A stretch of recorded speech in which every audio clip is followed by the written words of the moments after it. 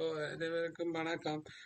சரி, இன்றைக்கும் நாங்கள் அதில் முதலாம் அலகில் வந்த பார்ட் 2 சம்பந்தமான வினாக்களை பார்க்கலாம். கதைக்கிறது கேக்குதா?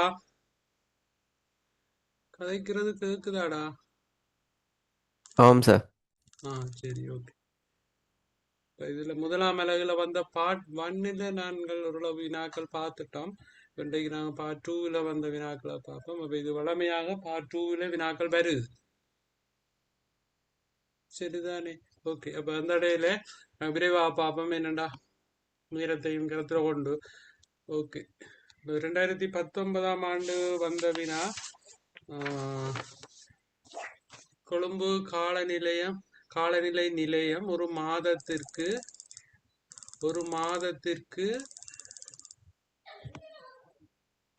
மாதத்திற்கு தினசரி மழைவீழ்ச்சி பெருமானங்களை பதிவு செய்கின்றது. மேற்குறித்த தினசரி மழைவீழ்ச்சி தரவினை முறைவழியாக்கம் செய்யும் போது கிடைக்கக்கூடிய தகவலுக்கு 2 உதாரணங்களை எழுதுக. அப்ப இது பாத்தீங்கன்னா எங்களுக்கு அந்த 20 புள்ளிகளுக்கு வார வினாவில வரக்கூடிய இந்த 2 புள்ளிகளுக்கான வினா, சரிதானே? ஓகே, அப்ப இதுல பாத்தீங்கன்னு சொன்னால் என்ன சொல்லி கிடக்குது? மழைவீழ்ச்சி பெருமானங்களை ஒவ்வொரு நாளும் டே டு டே என்ன செய்யணும்னா ரெஜிஸ்டர் பண்ணினோமா. இந்த முறை வழியாக்கம் ப்ரொசஸிங் செய்து எங்களுக்கு கிடைக்கக்கூடிய 2 தகவல்களுக்கு 2 உதாரணங்கள் எழுத சொல்லி கேட்டிருக்கிறோம். இதுல நாங்க சொல்லக்கூடியது மேக்சிமம் ரெயின்ஃபால்ஸ், அதாவது உயர் மழை வீழ்ச்சியினுடைய பெருமானத்தை சொல்லிக் கொள்ளலாம். உதாரணத்துக்கு ஒரு மாதத்துல பெறப்பட்ட உயர் மழை வீழ்ச்சி. அடுத்தது சராசரி மழை வீழ்ச்சியை சொல்லிக் கொள்ளலாம். இப்ப சராசரி மழை வீழ்ச்சி என்றால் ஒவ்வொரு நாட்களிலும் பெற்ற மழை வீழ்ச்சியை கூட்டி அந்த நாட்களுடைய எண்ணிக்கையால் நாங்கள் வகுத்தோம் என்று சொன்னால் எங்களுக்கு வரக்கூடியது எங்களுக்கு சராசரி மழை வீழ்ச்சியாக இருக்கு. அப்ப இப்படியான வினாக்கள் வரும். அப்ப நாங்கள் இதுல எழுதக்கூடியது உயர்ந்த மழை வீழ்ச்சியினுடைய மழை வீழ்ச்சி, அடுத்தது மிக குறைந்த மழை வீழ்ச்சி அல்லது சராசரி மழை வீழ்ச்சி, அப்படி ஏதாவது விடைய எழுதி விட்டோம்னா சரி. ஒரு உதாரணம் தான் கேட்டுக்கிடாது, 3 எழுத தேவையில்லை. கேட்டவினா ஒரு தகவலை தான் எழுத சொல்லி கேட்டுக்கிடாது. இப்போ இது 2021 ஆண்டு வந்த வினாத்தான். 2021 ஆண்டு வந்த வினாத்தான். அப்போ நீங்க மேக்சிமம் ரெயின்ஃபால் எழுதலாம், மினிமம் ரெயின்ஃபால் அல்லது அவரேஜ் ரெயின்ஃபால்ஸை எழுதி கொள்ள முடியும். சரி, ஓகே. அப்போ இதுல எந்த டவுட்டும் இல்லை. அப்போ இன்ஃபர்மேஷன் சொன்னா ப்ராசஸ் பண்ணி வார விஷயம்.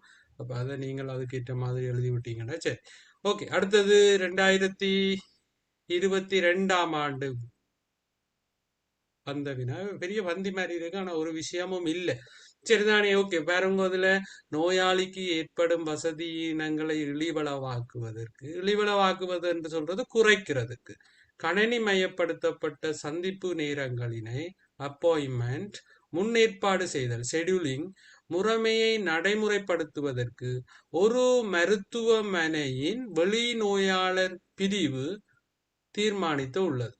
அப்ப எல்லாரும் ஒரே நேரத்துல வந்தினம் என்று சொன்னால் என்ன செய்யலாது? எல்லாரும் ஒரே நேரத்துல வந்தினம் என்று சொன்னா நோயால ஒரு நெருக்கடி நிலை ஒன்று வளமையாக வரும்.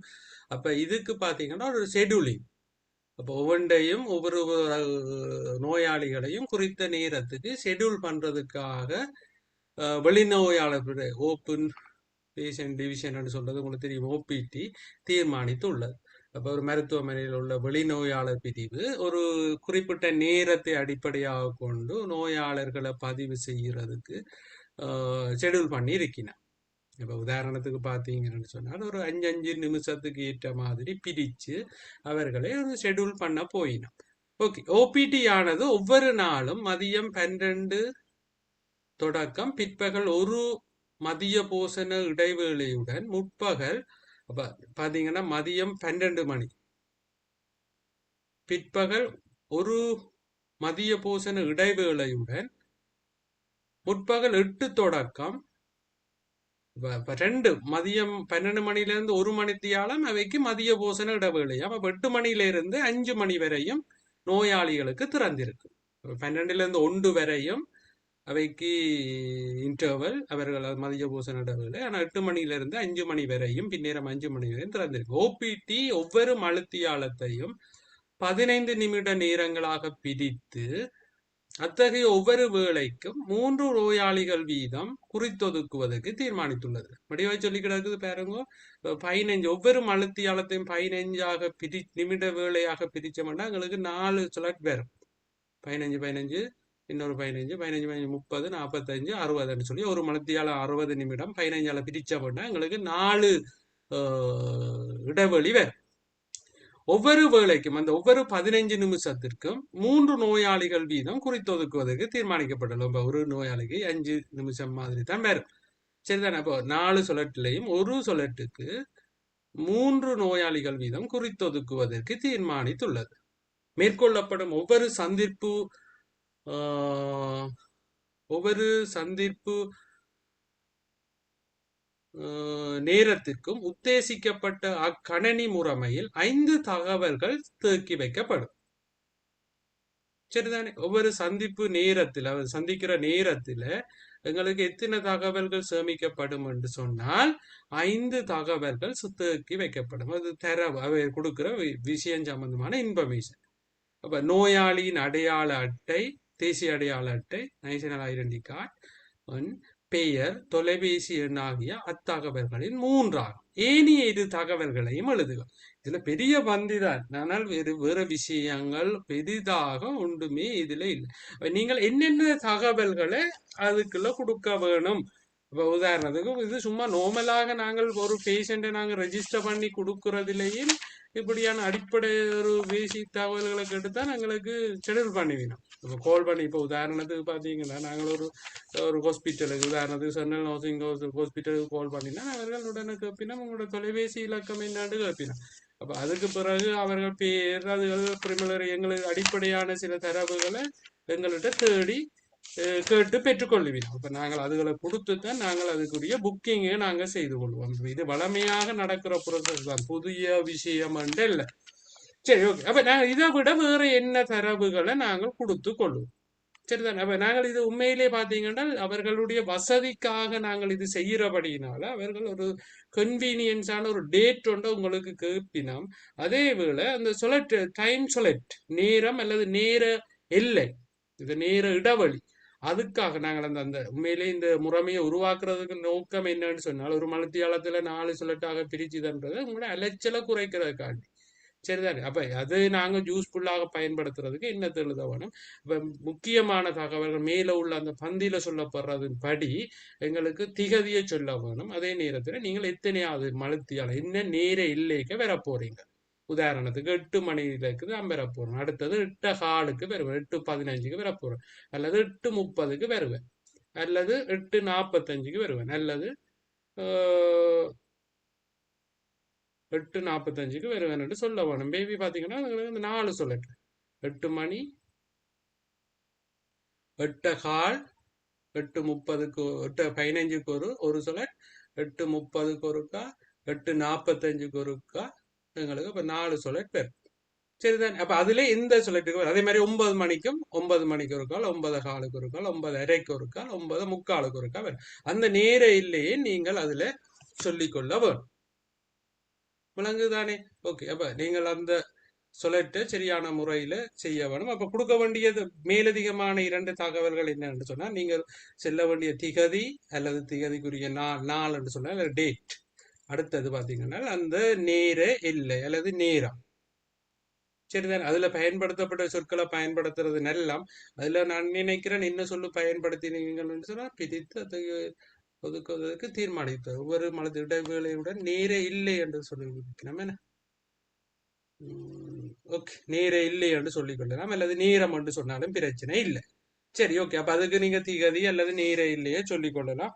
அது ரெண்டும் தான் யூஸ்ஃபுல்லானது. அதை விட வேற இருக்கும். ஆனால் நான் நினைக்கிறேன் இந்த புள்ளி திட்டத்தில் இது ரெண்டையும் தான் அவர்கள் பார்த்தவை, திகதியையும் நேரை. ஓகே. இது அடுத்தது 2024 ஆண்டு வந்தது. 23 ஆண்டதை பார்ப்போம். நான் 24க்கு போட்டேன் அதுக்கு இடையில. ஓகே, 23வது பார்ப்போம். 23 ஆண்டு முதலாவது வினா. அப்ப உங்களுக்கு விளங்க வேணும், இந்த முதலாவது வினா தரவு தகவல் வந்ததாகத்தான் இருக்குது. தரவு தகவல் சம்பந்தமான ஒரு விஷயத்தான் கேட்கிறான் வளமையா. அப்ப அது பெண் பந்தி வந்து கேட்கிற மாதிரி தான் இருக்கு. சரி, வினாவுக்கு போவோம். ஒரு வானொலி நிலையத்தின் பாடல் தரவு தளத்தில் ஒவ்வொரு பாடலுக்கும் தனியான தனியான யூனிக் தனியான இனங்காணி உள்ளது. இப்ப உதாரணத்துக்கு ஒவ்வொரு பாடலுக்கும் என்று சொல்லி ஒரு அடையாள இலக்கம் ஒன்று உள்ளது. அதற்கு மேலதிகமாக பாடலின் தலைப்பும் அதன் பதிப்புரிமையையும் உரிமையாளர்கள் விவரங்களும் தேக்கி வைக்கப்படுகின்றன.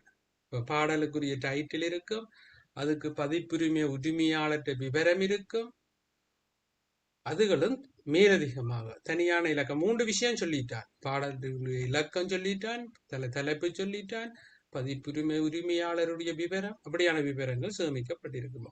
ஒவ்வொரு பாடலும் இசைக்கப்படும் ஒவ்வொரு சந்தர்ப்பத்திலும் அப்பாடலின் ஒவ்வொரு உரிமையாளருக்கும் 100 ரூபாய் செலுத்துதல் வேண்டும். ஒரு கால் பிளே பண்ணினா 100 ரூபாய் கொடுக்க வேணுமா. ஒவ்வொரு மாதத்தின் இறுதியிலும் பாடல் உரிமையாளருக்கு உரியவாறு கொடுப்பனவை செய்வதற்காக வானொலி நிலையம் ஒவ்வொரு நாளும் இசைக்கப்படும் பாடல்களின் சோங் ஐடிகளை தரவுத்தளத்தில் நுழைக்கின்றது. அப்போ உதாரணம் கவுண்ட் பண்ணி ஒவ்வொரு நாளும் இவ்வளவு இத்தனை தரம் அவற்றை பாட்டு இசைக்கப்படுது. ஒரு 5 தரம் இதனால் அவருக்கு பாட்டை நாங்கள் பிளே பண்ணினால் அவருக்கு நாங்கள் 500 ரூபாய் ஒரு நாளுக்கு வரும். சரிதானே. 30 நாள் கொண்டு சொன்னால் அவங்களுக்கு 15,000 கிட்ட எங்களுக்கு கொடுக்க வேண்டி வரும் அந்த உரிமையாளருக்கு. சரிதானே. அப்ப உதாரணத்துக்கு ஒரு கால் 5 தரம் சொன்னால் 100 ரூபா படி 5 தரத்துக்கும் 500 ரூபா. சரிதான். 30 நாளும் 15,000 கிட்ட நாங்கள் கொடுக்க வேண்டி வரும். சரிதானே. அப்படித்தான் இதை வென்றதுக்கு இந்த பதிவு செய்யறதுக்காக ஒரு தரவுத்தளத்தை அவர்கள் மெயின்டைன் பண்ணினமா. சரிதானே. அப்ப சோங் ஐடியை கொடுத்து அதன் அடிப்படையில் அவர்களுடைய இசைக்கப்படுற தடவைகளை கொடுத்து சேமிக்கணுமா. தேவையான தரவு முறைவழியாக்கத்தின் பின்னர் இம்முறைமையிலிருந்து பெறப்படத்தக்க வேறுபட்ட தகவல்களை எழுதுக. சரி, ஓகே. அப்ப இது நாங்கள் இப்ப உதாரணத்துக்கு பாத்தீங்கன்னா இவருக்கு மாசம் முடிஞ்ச பிறகு இவருக்கு இம்முறைமையிலிருந்து நாங்கள் என்னென்ன விஷயத்தை பெற்று கொள்ளலாம். சும்மா ஜஸ்டாக நாங்கள் யோசிச்சோம் என்றால் என்னென்ன தகவல்களை பெற்றுக்கொள்ளலாம். உதாரணத்துக்கு பாத்தீங்கன்னா அது பிளே பண்ணப்பட்ட தடவைகளினுடைய எண்ணிக்கை, அது டோட்டல் ஒன்று வரும். டோட்டல் எத்தனை தரம் இந்த பாடல் பிளே பண்ணப்பட்டிருக்குது என்றது எங்களுக்கு டோட்டலாக எங்களுக்கு வரும். அதுவும் ஒரு இன்ஃபர்மேஷனா இருக்கும். மேபி அது பாத்தீங்கன்னா டோட்டல் அதுல இருந்து மல்டிப்ளை பண்ணுவோம். இதை 100 மல்டிப்ளை பண்ணுவீங்க, பெருக்குவீனா. சரிதானே. அப்ப 100 பெருக்கி பார்த்து அதுல இருந்து பாரது பாத்தீங்கன்னா அந்த கொளுத்த வேண்டிய அந்த பாடல் உரிமையாளருக்கு செலுத்த வேண்டிய மொத்த தொகை.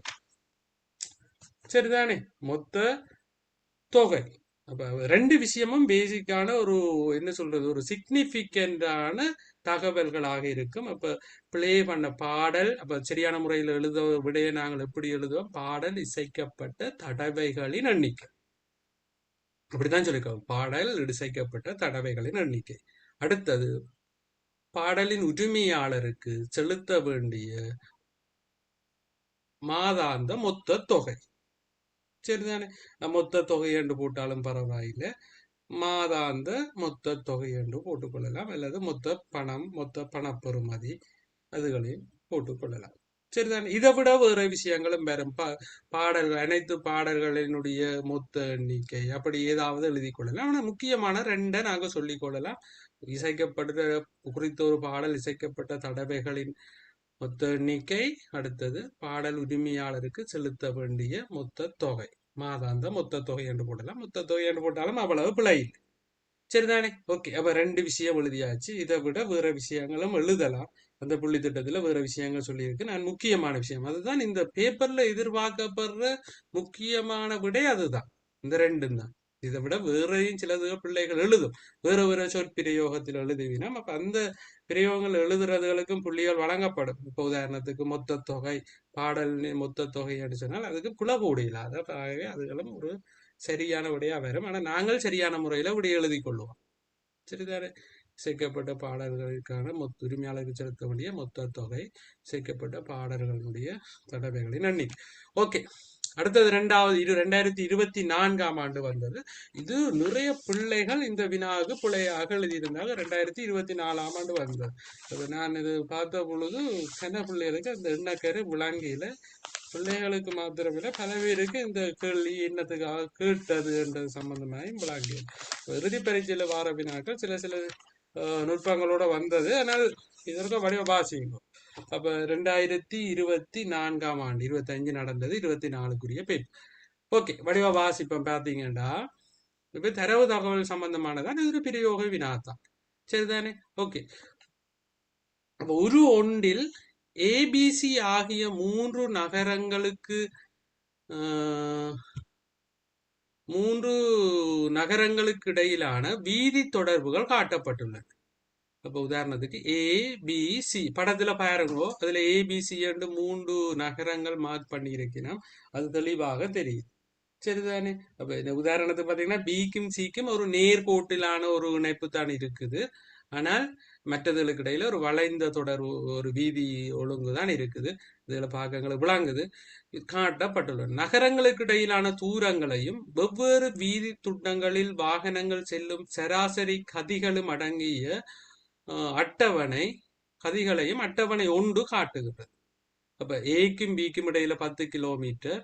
அப்ப அதனுடைய சராசரி கதி. சரிதானே? ஓகே, அப்ப பாத்தீங்கன்னு சொன்னால் அந்த அந்த வீதியால நாங்க செல்லக்கூடிய சராசரி கதியை சொல்லி கிடக்குது 40 கிலோமீட்டர் பெர் அவர் என்று சொல்லி கிடக்கு. சரிதானே? ஓகே, அப்ப நாங்கள் தூரத்தால நேரத்தை வகுத்து எங்களுக்கு கதியை சொல்லி இருக்கிறோம். ஓகே, இடப்பெயர்ச்சியால நேரத்தை வகுத்து சொல்லி இருக்கிறோம். ஓகே, அடுத்தது பாத்தீங்கன்னு சொன்னால் ஏக்கும் சிக்கும் இடையில, அதுவும் படத்துல காட்டி கிடக்குது 40, இதுல இருந்து 20 கிலோமீட்டர் பெர் அவர். ஓகே, அதை வச்சு சொல்லி கிடக்குது. அதே மாதிரி பிக்கும் சிக்கும் இடையில உள்ள செல்லக்கூடிய சராசரி கதி சொல்லி கிடக்குது. மேபி பிக்கும் சிக்கு 80, இது சராசரி கதி 80 கிலோமீட்டர் பெர் அவர். அப்ப உதாரணத்துக்கு இது உங்களுக்கு தெரியும், இந்த நாங்கள் வீதி சமிக்கைகள்ல போட்டிருப்பினம் இந்த சராசரி கதி என்றதை விட உச்ச கதி என்று போடுவினம். அதுக்கு மேல போனால் உங்களுக்கு தெரியும், டிராபிக் போலீஸ் எங்கள்கிட்ட ஃபைன் அடிப்பினோம். அப்படி போட்டிருப்பினோம் ஒரு டிஸ்டன்ஸ் குறிப்பிட்ட இடங்கள்ல குறிப்பிட்ட 50 கிலோமீட்டர் பெர் அவர் உச்ச வேகம், அதை விட மேல போகலாது. சரி, ஓகே. அப்ப நாங்கள் இப்ப இதுல வச்சுக்கொண்டு இதுல சராசரி கதை தான் சொல்லி இருக்கிறோம்.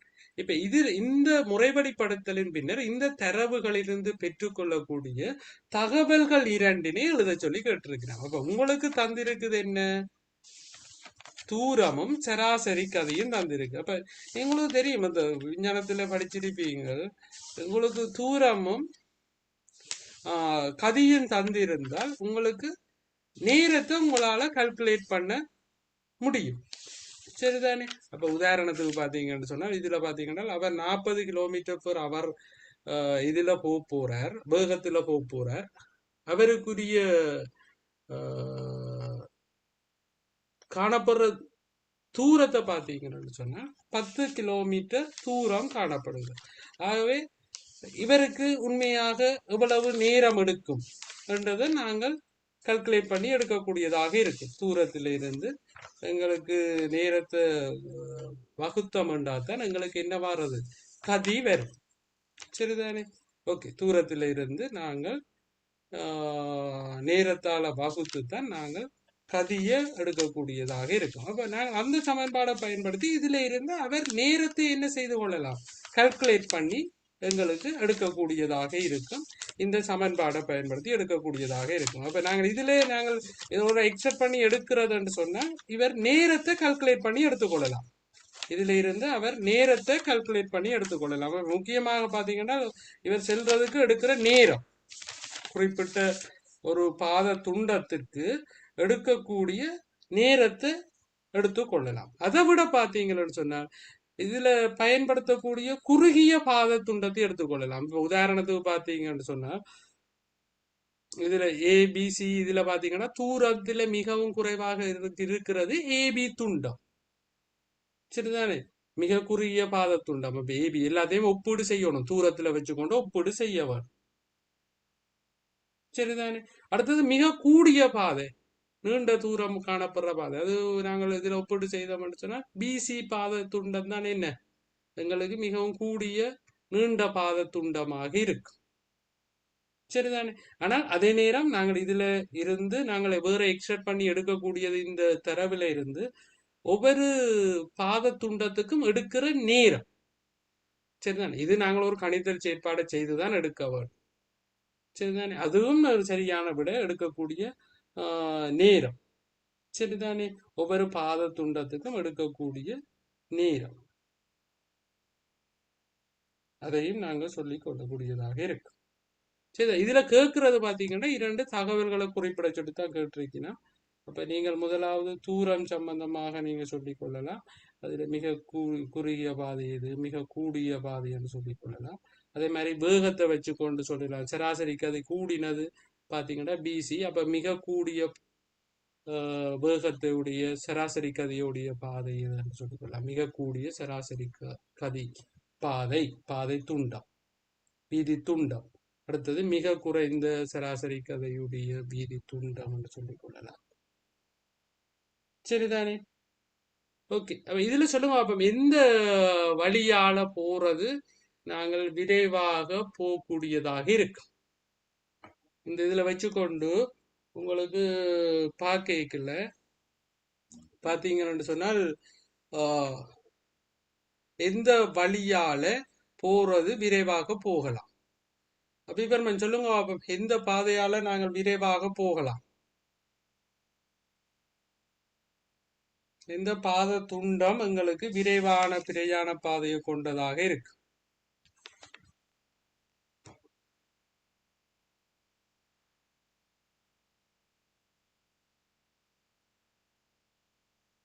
எது கதைக்கிறது கேக்குதா? இது சொல்லுங்க பாப்போம். ஒன்று பாத்தீங்கன்னா 80 கிலோமீட்டர் இருக்குது, ஆனால் சராசரி கதை 80 கிலோமீட்டர் பெர் ஹவர். அப்படி என்றால் எங்களுக்கு எடுக்கிற நேரம் என்ன? ஒரு மணித்தியாலம் எங்களுக்கு எடுக்கும். சரிதானே? அப்ப பிசி பாத்தீங்கன்னா ஒரு மணித்தியாலம் எடுக்கும். ஏசி எத்தனை எடுக்கும்?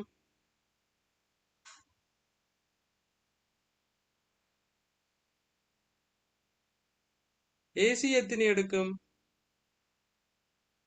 சொல்லுங்க, எத்தனை மணித்தியாலம்?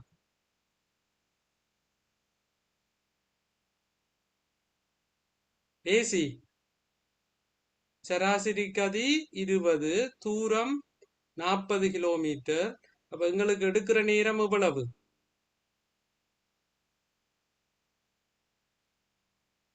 2 மணித்தியாலம். 2 மணித்தியாலம். 2 மணித்தியாலத்துல நாங்கள் போகக்கூடியதாக இருக்கு. Okay, good. இது ஒரு மணித்தியாலம், அது 2 மணித்தியாலம். அடுத்தது ஏபி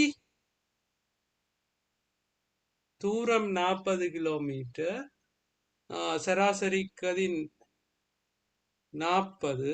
அப்ப வகுத்தமண்டா சொல்லுங்க யாராவது. இது விஞ்ஞானம், இது கணிதம் இல்ல, சாரி ஐசிடி இல்ல. எவ்வளவு நேரம்? எங்க இன்னொரு ஆள் பாய்ஸ்ல சொல்லுங்க.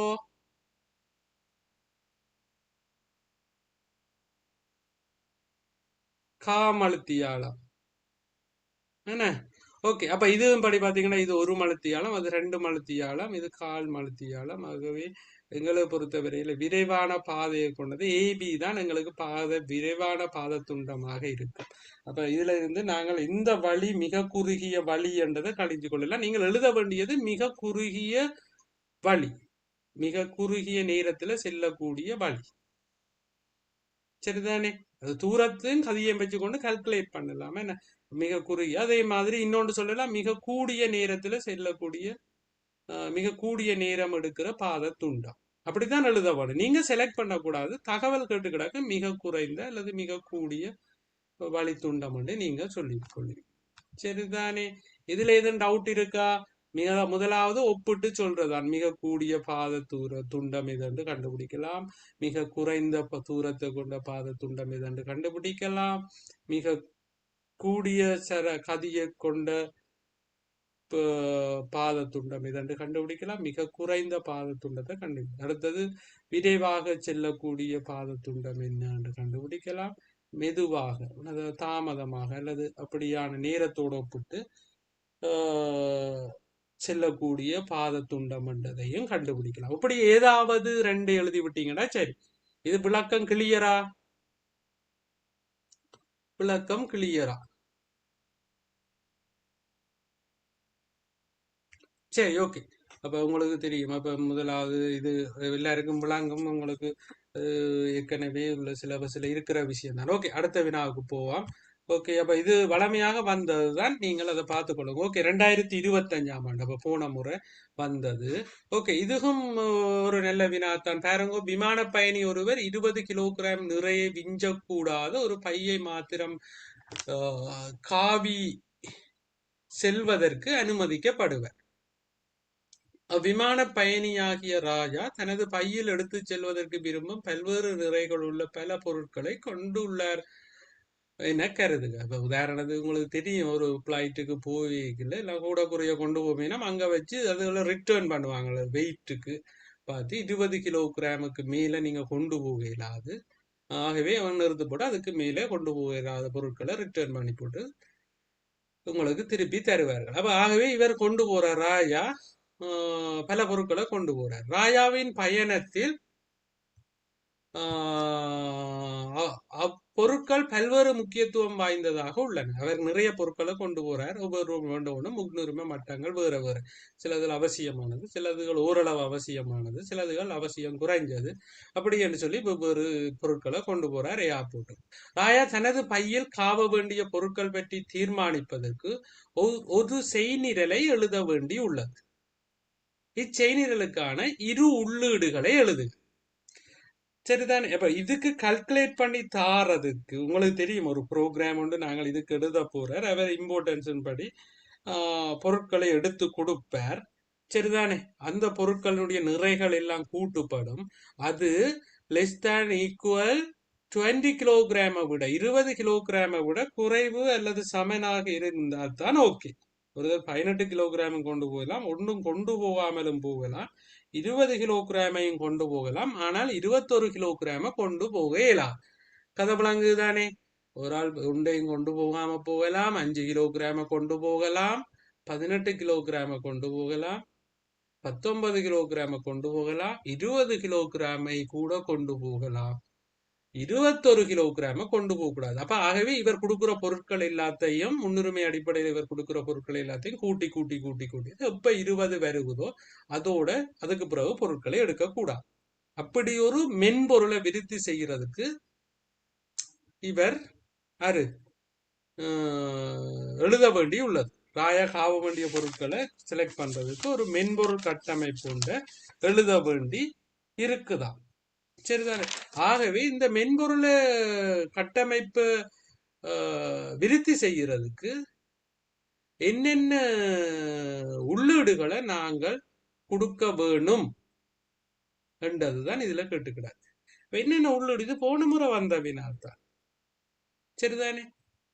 அப்ப நீங்கள் இதுல விஷயம் என்னன்னு சொன்னால், அப்ப நீங்கள் இந்த செய்நிரலுக்கு 2 உள்ளீடுகளை கொடுக்க வேணும்னா, முதலாவது விஷயம் ஒரு ஐட்டம் கொடுக்கிறது. ஐட்டம் வந்து நாங்கள் கொடுக்க இயலாது. அந்த ஐட்டத்தின் இம்பார்ட்டன்ஸ், அதான் முக்கியத்துவம். சரிதானே? அந்த பொருள் உள்ளீடு செய்யப்படுகிற பொருளின் இம்பார்ட்டன்ஸ் லெவல், எல்லா பொருளையும் வச்சு கூட்டக்கூடாது. இம்பார்ட்டன்ஸ் லெவல், அதாவது முக்கியத்துவத்தின் மட்டத்தின் அடிப்படையில அந்த பொருட்களை நீங்கள் ஒரு வரிசைப்படுத்தி கொள்ள வேணும். அதன் அடிப்படையில் முக்கியத்துவம் வாய்ந்த பொருட்களை தான் நீங்கள் முதலாவதாக உள்ளீடு செய்ய வேணும். இப்போ நீங்கள் முதலாவது இந்த முன்னுரிமை மட்டம். சரிதானே? ஓகே, முக்கியத்துவம் வாய்ந்த பொருட்களாக உள்ளன முக்கியத்துவத்தினுடைய மட்டம். சரிதானே? பொருளினுடைய முக்கியத்துவம் மட்டம், அதை பார்க்க வேணும். அடுத்தது பொருளினுடைய விவரம். ரெண்டையும் போடும். முக்கியமான உள்ளோடு ரெண்டும் தான். இந்த நேம் ஆஃப் த ஐட்டம்ஸ், பொருளினுடைய பெயர் என்ன, பொருளினுடைய பெயரை பார்க்க வேணும். ரெண்டாவது அதனுடைய இம்பார்ட்டன்ஸ், அதாவது அதனுடைய முக்கியத்துவம், முக்கியத்துவம் எவ்வளவு வாய்ந்தது, அது முக்கியத்துவத்தினுடைய மட்டம். அது ரெண்டையும் நாங்கள் முக்கியமாக உள்ளூடா கொடுக்க வேணும். என்னன்னு சொன்னா முக்கியம் இல்லாத பொருளை உள்ளுக்கு எடுத்து அதை கொண்டு போறதை விட முக்கியம் இல்லாத பொருளோண்ட முக்கியத்துவமான பொருளோண்டத்தான் கொண்டு போகணும். முக்கியம் இல்லாத பொருளை கொண்டு போறதை விட இங்கே முக்கியமும் இல்லாத ஒரு பொருள் கொண்டு போக இயலாம கிடக்குமா இருந்தால் அதுல செய்நிரல்ல எந்த விநியோசனமும் இல்லை.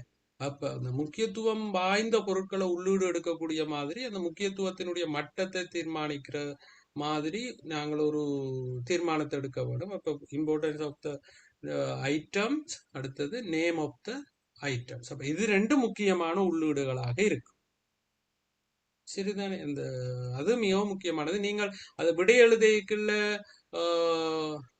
இம்பார்ட்டன்ஸ் ஆஃப் த ஐட்டம் என்று நீங்கள் அது சரியான முறையில் எழுதி கொள்ள வேணும். பொருளினுடைய முக்கியத்துவம், முக்கியத்துவத்தினுடைய மட்டம், பொருளினுடைய முக்கியத்துவம் தானே.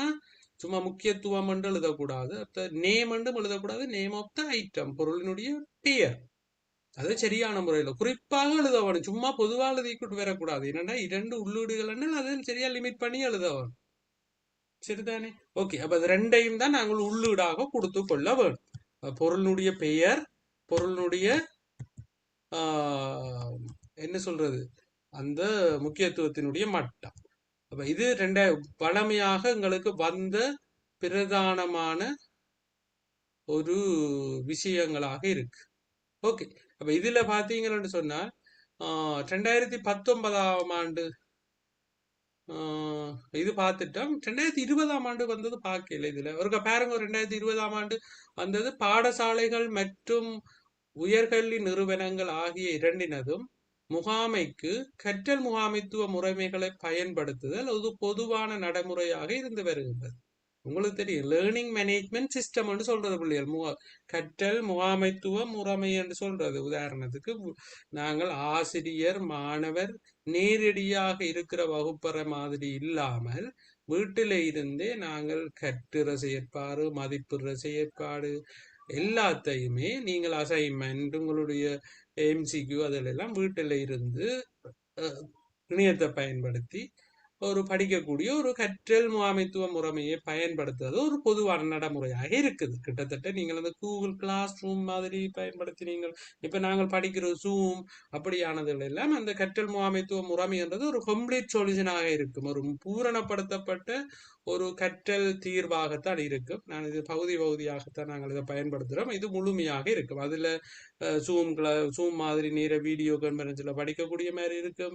நீங்கள் அசைன்மெண்ட் செய்யக்கூடிய மாதிரி இருக்கும். உங்களுக்கு ரிப்போர்ட் வழங்கக்கூடிய மாதிரி இருக்கும். எல்லாமே ஒரு கணினிமயப்படுத்தப்பட்ட முறைமையோக்கு இணைந்ததாக இருக்கும். ஒரு கற்றல் முகாமைத்துவ முறைமையினால் மாணவருக்கு வழங்கப்படுகின்ற இரு வசதிகளை எழுதுங்க. இது ஏற்கனவே உங்களுக்கு தெரியும். இது பாத்தீங்கன்னா உங்களுக்கு நெகிழ்வான நேரம். இப்ப நாங்கள் ஜூம்ல நாங்கள் படிக்கிறோம்னா ஒரு நெகிழ்வான கற்றல் நேரம். இப்ப நாங்கள் பள்ளிக்கூட நேரம் தான் படிக்க வேண்டும் முடியல, ஒரு பிளெக்சிபிளான நேரம். சரிதான், நெகிழ்வான கற்றல். உங்களுக்கு உங்களோட வேகத்துக்கு ஏற்ற மாதிரி நீங்கள் படிச்சு கொள்ளலாம். உங்களோட வேகம், உங்களுக்கு ஏற்ற வேகத்துல நீங்கள் என்ன செய்து கொள்ளலாம், படிச்சு கொள்ளக்கூடியதாக இருக்கு. சரிதான், நெகிழ்வான கற்றல் நடைமுறைகள். அடுத்தது உங்களுடைய வேகத்துக்கு ஏற்ற மாதிரி நீங்கள் கற்றுக்கொள்ளக்கூடியதாக இருக்கும். அடுத்தது எந்த இடத்திலிருந்து நீங்கள் கல்வி செயற்பாடுகளை மேற்கொள்ளலாம். சரிதானே? இது லிமிட்டேஷன் இல்லை. ஒரு உதாரணத்துக்கு இணைய இணைப்பின் மூலமாக நாங்கள் படிக்கல எங்க இருந்தும் நாங்கள் படிச்சு கொள்ளக்கூடியதாக இருக்கு. இப்படியான அனுகூலங்கள் எங்களுக்கு நிறைய இருக்கு. நெகிழ்வான நேர கற்றல் நேரம், அது உங்களுடைய கற்றல் வேகத்துக்கு ஏற்ற மாதிரி படிச்சு கொள்ளலாம். அடுத்தது எந்த இடத்திலிருந்து நீங்கள் கற்றுக்கொள்ளக்கூடிய வாய்ப்பு உங்களுக்கு இருக்குது. போக்குவரத்துக்கான செலவுகள் இல்லை. இப்படி செலவுகள் ஒப்பீட்டளவில் குறைவா இருக்கும். இப்படியான அனுகூலங்கள் நிறைய இருக்குது எங்களுக்கு லேர்னிங் மேனேஜ்மெண்ட் சிஸ்டத்தை பயன்படுத்துறதால. சரிதானே? ஓகே. அப்ப அதுல ஏதாவது நீங்கள் என்ன எழுதினாலும் விடதான் அது எப்ப ரிலேட்டிவ் வேல்யூ விட சரி. சரிதானே? அதுக்கு நிறைய விடைகளை சொல்லிக்கொள்ளும். சரி, ஓகே. இப்ப இதுல நாங்கள் பார்த்த வினாக்கள்ல பார்ட் 2ல வந்த வினாக்கள் எல்லாமே பார்த்திருக்கிறோம். இதுல இவ்வளவு காலம் நடந்ததுல பார்ட் 2ல வந்தது முதலாம் அளவில். பார்ட் 1ல நாங்கள் அன்றைக்கு சில விஷயம் அன்றைக்கு பார்த்துட்டு இடையில விட்டது. இதற்கா வேகமாக பார்ப்போம். சரிதானே? ஓகே. அது 5வது வினா இது பார்த்துட்டேன் 2019ல. ஓகே. நான் நினைக்கிறேன் அன்றைக்கு நாங்கள் அந்த கணினி செய்நிரலாக்கல் மொழிகள்ல சம்பந்தமா தான் பார்த்து நாங்க 2020ஆம் ஆண்டு ஓகே, அப்ப இதுல பாத்தீங்கன்னா கணனி தலைமுறைகள் சம்பந்தமான பின்வரும் கூற்றுகளில் சரியானது. முதலாம் தலைமுறை கணினிகள் டிரான்சிஸ்டர் அறிமுகப்படுத்தப்பட்டன. இது பிழையான கூற்று. சரிதானே? இந்த வெற்றிட குழாய்கள் தான் முதலாம் தலைமுறை கணனிகள்ல பயன்படுத்தப்பட்டது. அடுத்தது இரண்டாம் மூன்றாம் தலைமுறை கணனிகள் உயர்நிலை செய்நிரலாக்கல் மொழிகள் பயன்படுத்துறது. இது பிழையானது. இரண்டாம் தலைமுறை கணனிகள்ல பயன்படுத்தப்படுறது ஒருங்கு சேர் மொழிகள் என்று சொல்றது, அசம்பிளி லாங்குவேஜ் சொல்றது. அப்ப அது உயர் செய்நிலை கணனி மொழியில, மூன்றாம் தலைமுறை கணனிகள் உயர்நிலை கணனி மொழிகள் பயன்படுத்துவதாக சொல்லிக் கொள்ளலாம். சரிதானே? ஓகே, வரைவியல் பயனர் கூடிய பணிச்செயல் முறைமைகள் நான்காம் தலைமுறை கணனிகள்ல பயன்படுத்தப்பட்டது என்றது எங்களுக்கு சரியான விட. அது எங்களுக்கு பொதுவாக பாத்தீங்கன்னா நான்காம் தலைமுறை கணனிகள்ல எங்களுக்கு வரைவியல் பயனர் பணிச்செயல் முறைமைகள் பயன்படுத்தப்பட்டது என்றதும் ஓரளவுக்கு எங்களுக்கு ஏற்றுக்கொள்ளக்கூடியதாக இருக்கு. அப்ப உங்களுக்கு கணனி தலைமுறை வளர்ச்சி பொதுவாக நாங்கள் பார்த்தோம்னா ரெண்டு விதமான கட்டங்கள் இருக்குது. ஒன்று கீழ்மட்ட கணனி மொழிகள் என்று சொல்றது. அது பாத்தீங்கன்னு சொன்னா கிட்டத்தட்ட ரெண்டு மொழிகள், இது இயந்திர மொழியையும் மெஷின் கோட்டையும் ஒருங்கு சேர் மொழியையும் சேர்த்துத்தான் நாங்கள் சொல்றது கீழ்மட்ட கணனி மொழி. உயர்மட்ட கணனி மொழிகள் என்று சொல்றது கிட்டத்தட்ட மூன்றாம் தலைமுறை கணனி மொழிகள்ல இருந்து நாங்கள் சொல்லுறது எல்லாமே உயர்மட்ட கணனி மொழிகள் என்று சொல்லுவோம். உயர்மட்ட கணனி மொழிகள்ல பொதுவாக நாங்கள் பார்த்தோம்னு சொன்னா அங்க கட்டாயமாக என்ன இருக்கும், மொழி மாற்றிகள் பயன்படுத்தப்படும். உயர்மட்ட கணனி மொழிகள்ல பிரதானமான இயல்பு மொழி மாற்றிகள், டிரான்ஸ்லேட்டர்ஸ் என்று சொல்ற விஷயம் அங்க கட்டாயமாக இருக்கு. கீழ்மட்ட கணனி மொழிகளுக்கு எங்களுக்கு மொழி மாற்றிகள் தேவையில்லை. அது நேரடியாகவே எங்களுக்கு பயன்படுத்தப்பட்டது. சரிதானே? ஓகே, அப்ப இதுல பாத்தீங்கன்னு சொன்னால், அப்ப இந்த வினாவில பாத்தீங்கன்னா 6வது வினா 2020ஆம் ஆண்டுக்கு வந்தது. 2020ஆம் ஆண்டு 6வது வினா. இதுல விட சரியான விடையாக நாங்கள் இதுல 3வது விடையத்தான் அவர்கள் எடுத்திருக்கிறோம். இப்ப 3வது விடைய பாத்தீங்கன்னா என்ன சொல்லி கிடக்குது, பியும் சியும் போட்டு கிடக்கு. அப்ப இதுல பாத்தீங்கன்னா இரண்டாம் தலைமுறை கணனிகளிலும் உயர்நிலை செய்நிரலாக்கல் மொழிகள் பயன்படுத்தப்பட்டது என்று சொல்லப்படுது. இதுல மூன்றாம் தலைமுறை கணனிகள் உயர்நிலை செய்நிரலாக்கல் மொழி என்றது சரி, சி என்றது சரி. ஆகவே அவர்கள் 3வது தான் எடுத்திருக்கிறோம். அப்ப ஏ வராது. ஏ வார விடை எல்லாத்தையும் நீக்கி கொண்டு வந்தீங்களா பிள்ளைகள், இதுல வரக்கூடியது 3வது விடை தான். அதுதான் அந்த ஒரு அது ஒரு ஆன்சரிங் ஸ்கில் தானே, விடையளிக்கிற ஒரு பாங்கு தான். உதாரணத்துக்கு ஒரு பிள்ளைக்கு கிளியராக இந்த விடைக்கு போறதுக்கு இதுல ஒரு சின்ன காம்ப்ளிகேட்டட் இருந்தாலும் ஏ வார விடைகள் எல்லாம் இதுல நீக்க வேணும். ஏன்னா முதலாம் தலைமுறை கணனிகள்ல வெற்றிட குழாய்கள் தான் பயன்படுத்தப்படுது, இந்த டிரான்சிஸ்டர். அப்ப இதுல எல்லாத்துலயும் ஏ வருது. அப்ப ஏ இல்லாத விட என்ன, 3வது. சரிதானே? ஓகே, அதாவது இதுல பாத்தீங்கன்னா இந்த உயர்நிலை செய்தியாக இரண்டாம் தலைமுறை கணனிகள்ல ஒருங்கு சேர் மொழி என்று வாரது. கிட்ட சில பேர் அது ஒரு கீழ்மட்ட கணனி மொழிகளாக சொல்றது. ஆனா இங்க உயர்மட்ட கணனி மொழிகள் மாதிரி தான் எடுத்திருக்கிறேன். சரிதானே? அப்ப இரண்டாம் தலைமுறை கணனிகள்ல அசம்பிளி லாங்குவேஜ், அதுல ஒரு சின்ன ஒரு குழப்பம் இருந்தாலும் ஆனால் நாங்கள் 3வது விடைக்கு நேரடியாக போகக்கூடியதாக இருக்கு. அடுத்து 7வது விட, கமலசிறி அரச வலைப்பக்க விவரக்கொத்து சம்பந்தமான விவரங்களை பெறுவதற்கு இலங்கை அரசின் உத்தியோகபூர்வ இணைய நுழைவாயிலினை அணுக செய்தார். இலங்கை இணைய நுழைவாயிலிருந்து பின்வருவதில் எந்த சேவையை இவர் பெற்றுக்கொண்டார் என்று சொல்லிக்கிறார். சரிதான்? அவர் கவர்மெண்டில் இருந்து என்ன சிட்டிசன், இவர் ஒரு பிரஜை தானே.